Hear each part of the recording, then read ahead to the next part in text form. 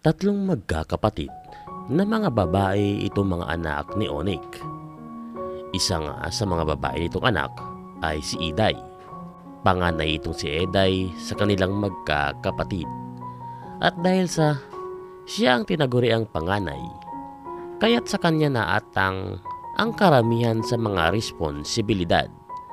Gaya na lang ng paglilinis ng bahay, pagtulong sa kanyang ina sa paglalako ng paninda nilang mga isda, at pag-aalaga sa dalawa pa niyang mga kapatid.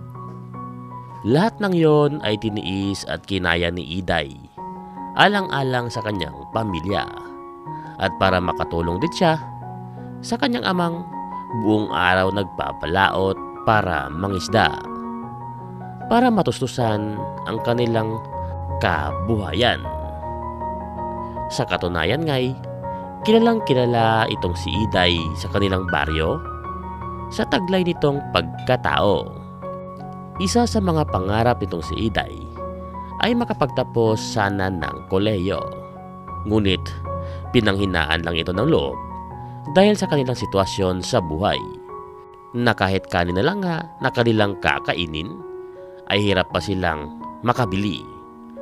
Paano na lang kaya pag nag-aral pa siya, dahil sa hindi basta-basta ang gagastusin nila sa kanyang pag-aaral. Ngunit biglang nabuhayan ng loob itong si Iday nang kausapin at sabihan siya ng kanyang guro sa high school na gagawin siya nitong kanyang working student, at siya na ang magpapaaral dito kay Iday at sasagot sa mga gastusin nito sa kanyang pag-aaral. Nangyari ngang nagawang makapag-aral nito si Iday sa kolehiyo, at kapalit nga ng kanyang pag-aaral ay doon siya nanuluyan sa bahay ng kanyang guro na si Jane. Naging maganda naman ang pananuluyan nitong si Iday sa bahay ng kanyang gurong si Jane, at ginawa niyang magsipag doon sa pagtulong sa mga gawaing bahay para makabawi man lang ito sa laki ng naitulong sa kanya ng Ma'am Jane nito. Sa 3 taong pananuluyan ni Iday sa bahay ng kanyang guro na si Jane, ay wala ito problemang pinagdaanan. Hanggang isang araw, nagkataong wala itong si Jane sa bahay dahil sa meron itong dinaloang isang seminar. Naghuhugas ng mga platong pinagkainan sa oras na yon itong si Iday, nang bigla na lang itong lapitan ng lasing ng asawa nitong si Jane na si Yuri, at sinubukan niyang halikan itong si Iday. Natakot itong si Iday sa puntong yon at nagpumiglas, kaya nakalayo siya dito kay Yuri, at tumakbo itong si Iday papunta sa kanyang kwarto para doon ikubli ang kanyang sarili sa mapang-abusong asawa ng kanyang gurong si Jane. Takot na takot itong si Iday sa sandaling yon, at hindi na niya alam kung ano ang kanyang gagawin. Nanginig pa nga itong si Iday nang marinig niya ang lasing na boses nitong si Yuri, at sinabihan siya nito ng kung ano-ano. Nawala daw siyang utang na loob sa kanilang sakripisyo sa kanya, at hindi siya marunong bumalik ng kabutihan, at pinipilit pa siya nitong buksan ang pintuan para sa kanya'y makipagtalik. Ngunit hindi iyon pinakinggan nitong si Iday. Bagkos ay lumabas ito ng bahay at doon siya dumaan sa may bintana. Sa sandaling yon ay walang kalam-alam itong si Yuri na nakatakas na pala itong si Iday, at tumakbo na ito papalayo sa kanilang bahay. Sa pangyayari ng yon ay pinalabas pa nitong si Yuri na kaya tumakas itong si Iday ay dahil sa nagnakaw ito sa kanilang tahanan. Kung kaya tumakbo itong si Iday ay dahil sa naabutan siya nito sa akto. Lahat ng yon ay ginawa nitong si Yuri para mapagtakpan ang kanyang kamalian. Samantalang itong si Iday naman ay nagpakalayo-layo para makalimot sa pait na kanyang pinagdaanan. Sa lugar nga kung saan ito napadpad, ay maswerte itong si Iday sa kanyang nalapitan, dahil mabait ang mag-asawang kanyang binagsakan, at meron ang mga itong maliit na negosyong kainan Laking pasalamat nitong si Iday sa pagkapulot ng mag-asawang si Nudin at Duday sa kanya dahil malaki ang naitulong nitong dalawang matanda sa kanya para matapos nito ang kanyang nasimulang pag-aaral sa kolehiyo. Dahil ginawa nilang i-welcome sa kanilang bunting tahanan itong si Iday at bilang ganti sa dalawa nitong si Iday ay ginawa niyang tulungan ang dalawang matanda sa kanilang munting negosyong kainan. Nasiyahan dito kay Iday ang mag-asawa dahil sa kanyang kasipagan at kabaitan. At ang isa pa palang rason ng dalawang matanda ay dahil sa nakikita nilang dalawa dito kay Iday ang kanilang yumaong anak na babae.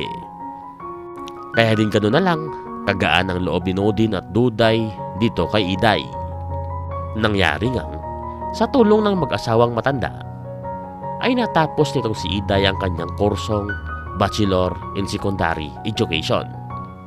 Napalundag sa tuwa itong si Iday sa sandaling yon dahil di niya lubos akalain na makakamit pa pala niya ang kanyang pangarap sa kabila ng kanyang mahirap na pinagdaanan. Sa pagtatapos nga nitong si Iday ng kolehiyo ay minabuti na lang muna nitong tumulong dito kay Nudin at Duday sa pagpapatakbo ng kanilang negosyo. Iday, okay lang ba sa iyo ang kahit anong trabaho? Sambit ni Aling Duday. Oo naman po Lola, okay na okay po yan sa akin. Para po makapag-ipon ako para sa board exam. Tugon naman nitong si Iday. Sige, at kakausapin ko lang muna ulit yung magiging amo mo. Kaibigan ko lang din yon. Ayaw na kasi nilang maghanap sa malayo. Bunga ng ginawa silang pagnakawan ng naging katulong nila. Kaya naniniguro na ngayon sila. Naiintindihan ko naman po yan Lola Duday. Sa ulitin po, maraming salamat sa inyong tulong. Sambit pa nitong si Iday bago ito bumalik sa kusina. 2 araw pa ang lumipas bago nagdesisyon ang mga ito na tanggapin itong si Iday sa loob ng kanilang pamamahay. Nangyari ngang itong si Iday ang kinuha ng mag-asawa. Ginawa naman itong si Iday ang kanyang suliranin sa loob ng pamamahay ng kanyang amo. Ngunit sadya talagang nag-iingat ang kanyang bagong amo, kung kaya't di agad ang dalawa nagtiwala ng lubusan dito kay Iday. Naintindihan naman iyon nitong si Iday, kung kaya't minabuti niyang huwag sirain ang kanyang pangalan sa kanyang mga amo. 6 na buwan ang lumipas na pinag-igihan pa nitong si Iday ang kanyang pagtatrabaho. Hanggang isang gabi, nagkataon na sa sala nakatulog itong si Iday, dala ng sobrang pagod niya sa araw na yon. Ngunit nang gumising na itong si Iday, ay nagulantang ito sa kanyang naabutan nang nababalot na pala ng apoy ang kanilang kusina. Sa sandaling yon, ay agad na pumasok sa isipan nitong si Iday ang kanyang dalawang among natutulog sa kanilang kwarto. Kahit na mainit sanin ang lumalagablab na apoy, ay ginawang tiisin iyon ni Iday alang-alang sa kanyang dalawang amo at ginawa niyang puntahan ang dalawa sa kanilang kwarto. Naabutan nga ni Iday ang dalawang umiiyak sa may sulok ng kwarto at nag-aantay na lang ng kanilang oras para matupok ng apoy. Ginawa nga nitong si Iday, nabasain ang mga tuwalya at ikinubli niya doon ang dalawa at mabilis na inakay palabas ng nasusunog na bahay.